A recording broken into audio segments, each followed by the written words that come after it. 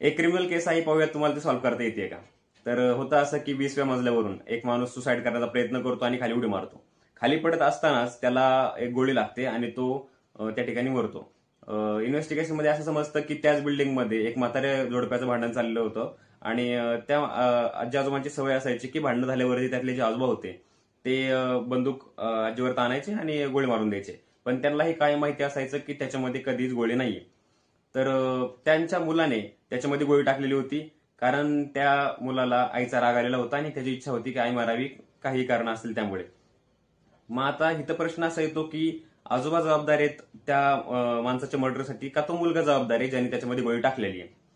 आता इथं ट्विस्ट स्टोरीमध्ये आपल्या असं येतो की तो जो माणूस मेलेला आहे तोच माणूस आहे जो आजी आजोबांचा मुलगा आहे, म्हणजे ज्याने त्याच्यामध्ये गोळी टाकली होती. आता त्या व्यक्तीच्या मृत्यूसाठी नक्की जबाबदार कोण आहे, तुम्हाला ह्याच्यावरती काय वाटतं हे कमेंटमध्ये सांगा आणि केस सॉल्व्ह करण्याचा प्रयत्न करा.